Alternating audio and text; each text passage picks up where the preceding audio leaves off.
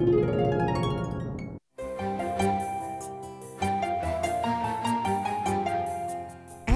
স্বপ্ন ডাল ছেড়ছে, একটা স্বপ্ন পাতা, ফুটপথ থেকে রাজপথ জুড়ে স্বপ্নের খেরো খাতা, বুকের ভেতর স্বপ্ন বোনা রে, এলো দক্ষিণায়নের দিন, দক্ষিণায়নের দিন, দক্ষিণায়নের দিন, এলো দক্ষিণায়নের দিন। ধুম তানা নানা তানা দেরে দেরে তানা দেরে দেরে না, ধুম তানা নানা তানা দেরে দেরে তানা দেরে দেরে না। তবুও ছেলেটি স্বপ্নের বিজায় জীবনে, মেয়েটি ভেজায় চোখ ফোঁটা ফোঁটা নুনে, বুকের ভেতর কোন দিনের ঋণ, এলো দক্ষিণায়নের দিন, দক্ষিণায়নের দিন, দক্ষিণায়নের দিন, এলো দক্ষিণায়নের দিন। ধুম তানা নানা তানা দেরে দেরে তানা দেরে দেরে না, ধুম তানা নানা তানা দেরে দেরে তানা দেরে দেরে না। দিন বদলের স্বপ্নের স্মৃতির খনিজে, দুজনে চোখ মেলে চোখ যায় ভেজে, বুকের ভেতর স্বপ্ন অন্তহীন, এলো দক্ষিণায়নের দিন, দক্ষিণায়নের দিন, দক্ষিণায়নের দিন, এলো দক্ষিণায়নের দিন। তুই ঠিক আগের মতোই রয়ে গেলি। ভেবেছিলাম তুই হয়তো বদলে গেছিস। আমি একটুও বদলাইনি বাবা, আমি তোমার সেই আগের রাখি ভাই আছি। আমার উপরে রাগ করে? তোমার উপর আমি শুধু শুধু রাগ করবো কেন? আচ্ছা চলো, তোমাকে আমি পৌঁছে দিয়ে আসি। তুমি অযথা কষ্ট করতে যাবে কেন? তোমার ইউনিভার্সিটি আছে, তাছাড়া আমি একাই যেতে পারবো। তোমরা তো কেউ আমার কথা শুনলে না। রাখিকে একদিনের মূল্য কিন্তু দিতেই হবে। যেমন আমি কারো কথা না শুনে তোমাকে বিয়ে করে মূল্য দিচ্ছি। হাসান ভাই কি করেন? হাসান ভাইয়ের কথা আর বলো না, সারাদিন খালি মিটিং আর মিটিং, এরপর পার্টি, এরপর ঢাকার বাইরে কাজ। এই আমি তোমাকে কেন ক্ষমা করব? রোকে, আমি জানি রোকেয়া, তুমি আমার উপর প্রচণ্ড রেগে আছো। তুমি শুধু শুধু অস্থির হচ্ছ, স্থির হয়ে বসো। রাখিটার যে কি হলো। আব্বা, আপনি শুধু শুধু টেনশন করবেন না, ডাক্তার আপনাকে বারণ করেছে টেনশন করতে। চাইলেই কি আর টেনশন কমানো যায় রে মা?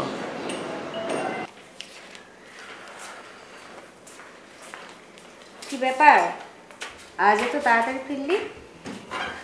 তোমার সাথে গল্প করব বলে। অনেক গল্প জমে আছে, আজকে সারা রাত গল্প করবো। ওকে ঠিক আছে, এখন যা তাড়াতাড়ি ড্রেস চেঞ্জ করে ফ্রেশ হয়ে নে। খেয়েছিস রাতে? আমি খাবো না রাতের বেলা। রাতে খাবো না এটা কেমন কথা? রাতে না খাওয়া খুব খারাপ। আচ্ছা খাবো, পরে খাবো। ওকে, তুমি একটু কথা বলো তো, জামান ভাইয়ের সাথে তোমার কি হয়েছে বলো তো? কই কিছু হয়নি তো। কিছু হয়নি মানে কি? কিছু একটা তো হয়েছে, বলো না। তুই যদি বলিস হ্যাঁ তাহলে তো হয়েছে। বলবে তুমি কি হয়েছে? বললাম তো কিছু হয়নি। আপু, আমি কিন্তু দেখেছি জামান ভাই তোমার কাছে এসে ক্ষমা চাইছে। পারভিন, বড়দের সব বিষয়ে নাক গলাতে নেই। আচ্ছা বলবে তুমি? কি বলবো, আমি নিজেও তো জানি না কি হয়েছে। আসলে ওরকম বোধহয় কিছু হয়ও নি, আমার অনেক কিছুই হয়তো হয়েছে। অ্যাকচুয়ালি জামানের সাথে আমার ঠিক অ্যাডজাস্ট হচ্ছে না। কি বলো তুমি? তুমি তো জামান ভাইয়ের জন্য সবকিছু ছাড়লে। আমি তো সব কিছু ছেড়ে ছুড়ে সংসারী হতে চেয়েছিলাম, সব কিছু মেনেও নিয়েছিলাম, কিন্তু কোথায় যেন জামানের সাথে একটা ফাঁক থেকেই গেল। সে ফাঁকটা বড় হতে হতে এমন একটা অবস্থা হয়েছে। বলো কি? আমি তো ভেবেছিলাম হাজব্যান্ড আর ওয়াইফের মধ্যে সামান্য ঝগড়া। পারভিন, তুই এসব বিষয় নিয়ে বাসায় কারোর সাথে আলাপ করিস না। বাবা এমনিতে আমাকে নিয়ে অনেক টেনশন করেন। রাখি আপু, আমার মনে হয় তুমি নিজেকে একটু সময় দাও। এখনই কোনো কঠিন সিদ্ধান্ত নিও না।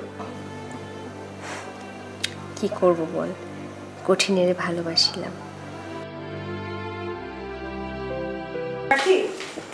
তোর চিঠি। আমার? হ্যাঁ।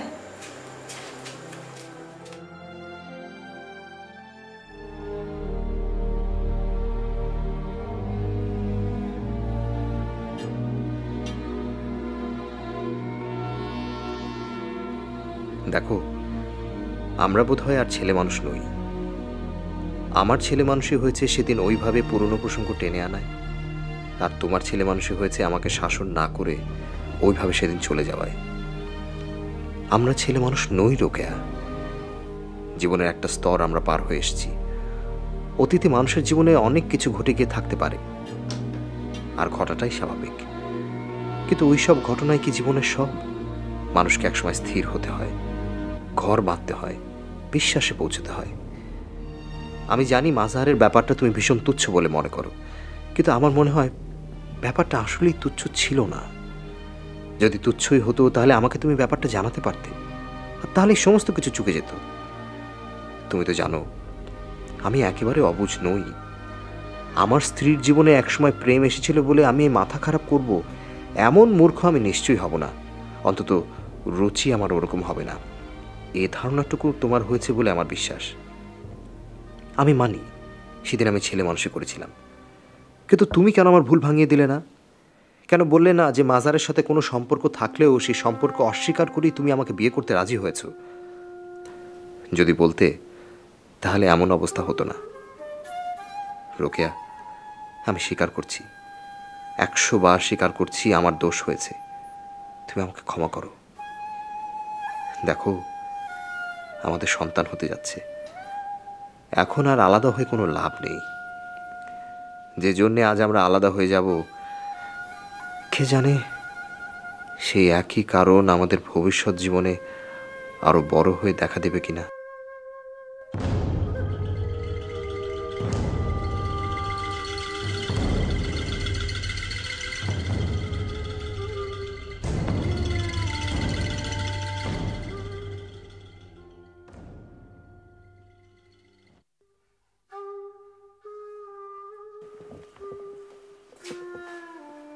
আমার মান সম্মান সব কিছু নষ্ট হয়ে গেল, বুঝলে? তোমার মান সম্মান আবার কে হানি করলো তুমি? কি আবার? ওই জামান? আরে মদ খেয়েছিস, খা। যেমন এরকম চিৎকার চেঁচামেচি করতে হবে নাকি? হ্যাঁ, আমি তো শেষ পর্যন্ত ক্লাব থেকে পালিয়ে চলে এসেছি। এই হচ্ছে তোমাদের ভালো মানুষের নমুনা। আমি এত করে নিষেধ করলাম যে রাখিকে এরকম একটা জায়গায় বিয়ে দিও না। তোমরা সবাই মিলে রাখির জীবনটাকে একদম ধ্বংস করে দিলে। একটা মাতালের সঙ্গে তোমরা ওকে বিয়ে দিয়ে দিলে।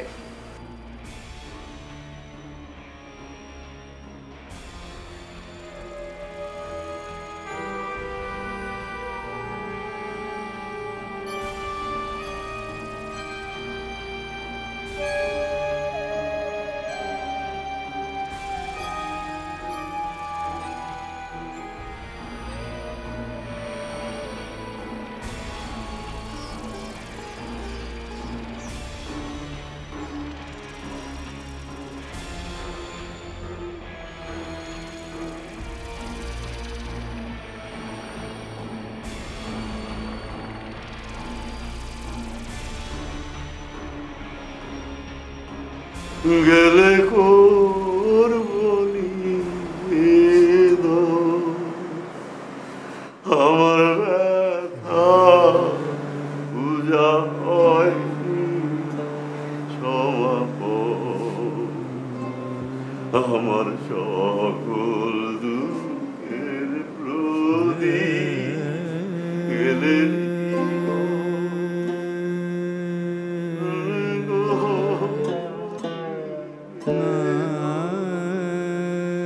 আমার পূজা হয়নি।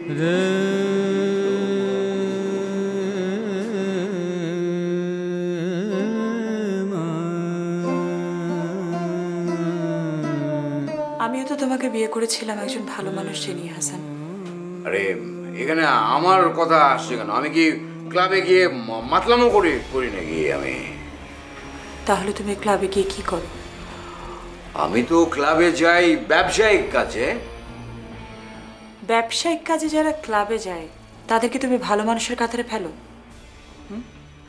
কাজের জন্য তোমার অফিস আছে, অথচ তুমি কোথায় যাও? ক্লাবে। সাথে কারা থাকে? কজন সুন্দরী ললনা। ইদানিং তো আবার নিজের সাথে পারভিনকেও ডুবাচ্ছ। আরে কি আশ্চর্য! দেখো তো, এই সমস্ত ফালতু বিষয় নিয়ে ঝগড়া করার সময় আমার নেই। আমার খুবই টায়ার্ড লাগছে। ইভেন আমি এটা নিয়ে কোনো কথা বলতে চাচ্ছি না এখন। আচ্ছা আচ্ছা, আমি যদি নরম সুরে কোনো কথা বলি তাহলে সেটা ঝগড়া হয়, আর তোমার কেটি ইভান্স বললে সেটা রোমান্টিক আলাপ। কি আশ্চর্য! এখানে আবার কেটির কথা আসছে কেন? ওরাই তো তোমার সব এখন। তুমি এখন আর আমাকে কোনো কিছু বলো, কোথায় যাও, কি করো, কোনো কিছু আমাকে বলো হাসান। আচ্ছা, আমি তোমাকে না বলে কোনো কিছু আজ পর্যন্ত করিনি তো। ইদানিং তো তুমি কোনো কিছু শুনতে চাও না, সেজন্য আমি বলি না। ওকে, ঠিক আছে, আমি তোমাকে কথা দিচ্ছি, এখন থেকে আমি তোমাকে সব বলে তারপরে করব সব কিছু। ওকে? তুমি আব্বার সাথে জামানের বিষয়টা নিয়ে কথা কথা বলো। তোমার কি মাথা খারাপ হয়েছে? আব্বাকে আমি জামানের বিষয়ে জানাবো? তুমি জানো না আব্বার অবস্থা? এমনিতেই সারাক্ষণ টেনশন করে, এগুলো জানলে উনি আর বাঁচবেন? আরে বড় কোনো অঘটন ঘটার আগে আব্বাকে কিন্তু সমস্ত কিছু জানানো উচিত। ওকে, তুমি যদি জানাতে না চাও আমি আব্বার সঙ্গে কথা বলবো। না, তোমাকে কিছুই বলতে হবে না, যা বলার আমিই বলবো। রাকির সঙ্গে কথা বলেছো? বলেছি। ও কি বললো? কিছুই বলেনি। না না, তুমি রাকির সাথে ভালোভাবে কথা বলো। দেখো কথা বলে যে জামানের সাথে আসলে ওর প্রবলেমটা কি। তোমাকে একটা কথা বলি, এসব ব্যাপার নিয়ে তোমাকে কষ্ট করে আর ভাবতে হবে। তাই? ওদের বিয়ের আগেও কিন্তু তোমরা আমার কথা কেউ শোনোনি, তখনও এরকমই বলেছ। আমার কথা শুনলে রাকির জীবনটা আজকে এরকম হয়? হ্যাঁ, আমার সকল দুঃখের প্রদীপ জেলে জীবন গেলে করবনি আমার ব্যথা পূজা হয়নি সমাপন। আমার সকল দুঃখের প্রদীপ জেলে দিব গেলে করবনি আমার ব্যথা পূজা হয়নি